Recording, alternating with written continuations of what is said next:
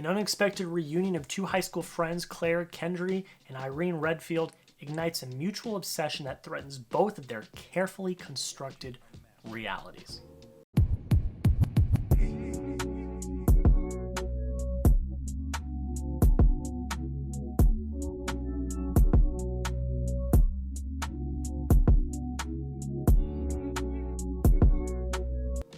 How's it going, guys? Welcome back into another movie review. This is yet another review coming out of Sundance. I am having a blast. I've watched probably too many movies, but is there really such thing as too many movies?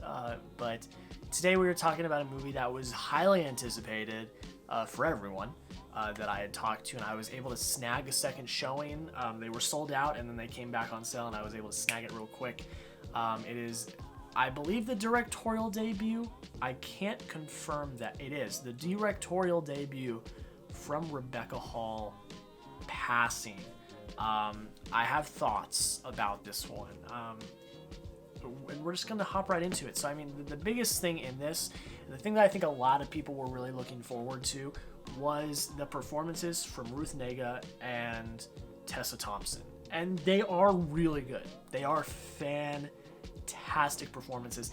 It is the two of them that carry the film. Their chemistry is really, really well done. I think they both give really great, compelling performances, especially in the first half of the film. And that's the standout is them. And that's the thing everyone was hyping up and excited about, and it lived up to the hype. I can say that for a fact that it did live up to the hype.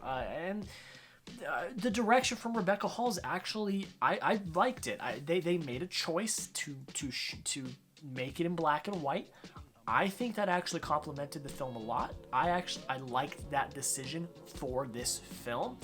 And she also comes with a very stylistic, artistic type direction with very flowery cinematography, really nicely composed shots, different camera movements that were really intriguing. She brought a very interesting type of direction to this film, and it actually kept me locked in for points. I was like, oh wow, that shot's really nice to look at, and I really enjoyed that, and that was something that really stood out.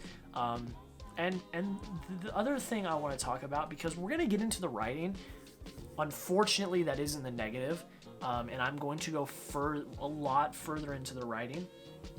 But one of the things I did like was the ending. It was very surprising.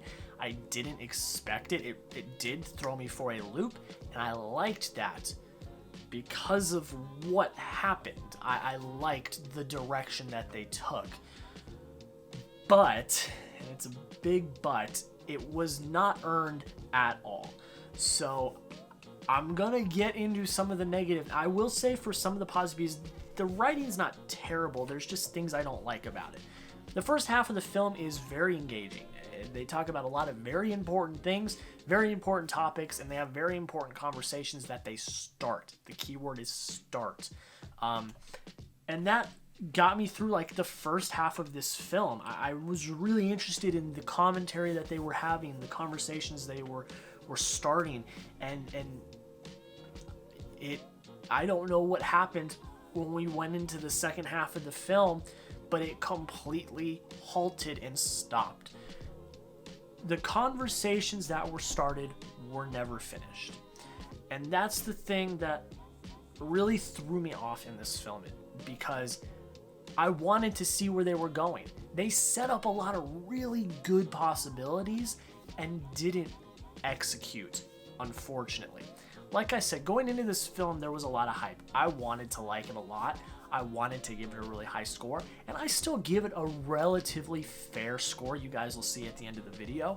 But the writing hindered it, because the second half of this film is confusing at times. It just doesn't make a lot of sense. It completely goes away from what the first half of the film was that I enjoyed, and it just ended up not working very well.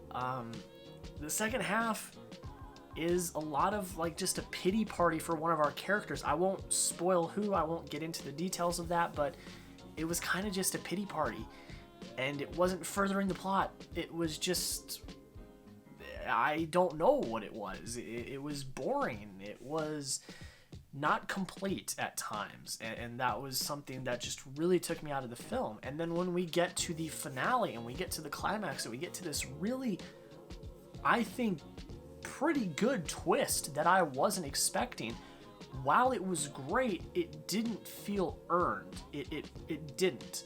And the reason why is because in the second half, there's nothing that pushes it forward to make it feel earned. The first half's fantastic. The second half killed it. And that's really, all I really have to say about it. I wanted to love this film. And, like I said, the direction's really well done. And the performances from our two lead actresses are fantastic. And I really was into it in the first half, but the second half really, it grinded to a halt. And that sucks because I wanted to like it, but it just didn't work. So that's all I really got to say about it. Let's hop into the point breakdown. So the entertainment was 16 out of 25. A lot of that goes to the first half of the film. Like I said, it was really good. And the second half just went to a screeching halt. Performances 19 out of 20. Like I said, two main actresses, fantastic. Direction 10 out of 10. I will give it that. Writing 5 out of 10. It really did affect my viewing experience. It really, really did. Emotions, 6 out of 10. Cinematography, 10 out of 10. Beautifully shot film. Pacing, 2 out of 5. From the second half on, it was slow, and it came to a screeching halt. Rewatchability, 2 out of 5, and an automatic 5 out of 5. So even though I gave those really big criticisms, I still gave it a 75 out of 100. Not too bad. Middle of the road, but there are flaws. And I would still recommend that you go check it out for yourself. See if I'm wrong. See if I just happen to see it differently than you did. Go check it out yourself. Let me know down below in the comments, what did you think? And yeah, guys, that's pretty much it. Thank you to everyone that has been checking out all of the reviews and really sticking around with my coverage of Sundance. This is the first film festival I've ever participated in, I've ever done, and I wanted to go hard. I wanted to do a lot. And I'm very proud of the work that I've put out. Make sure you go follow me on Twitter. I give my immediate reactions to every new release I see. So throughout Sundance, I've had a thread going, and I have reviewed every single film I've seen, every feature, every documentary, every short film, everything I've seen, I have done an immediate review and reaction for on my Twitter. So make sure you go follow me on Twitter. It'll be down below in the description so you do not miss any of those new reviews, because they come very often. And if you want to see my reaction before a blog post or a video, go check me out on Twitter. But speaking of blog posts, make sure you go check out my blog, Fanatic Film Reviews. The link will be down below in the description. That is something that I started at the beginning of this year. I wanted to get more into written film criticism, not just video film criticism. And it really picked up with Sundance. I have done a recap every single day from Sundance, going in depth about all of the films I see. They're very long-ish, concise reviews about everything. The short films, the documentaries, every film I've seen. And go check that out if you haven't. It's something that I've started that I really have enjoyed doing.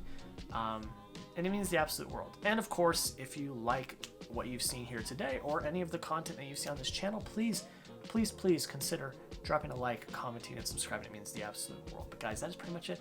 Thank you so much for watching. Have a great rest of your day, and we'll see you in the next video.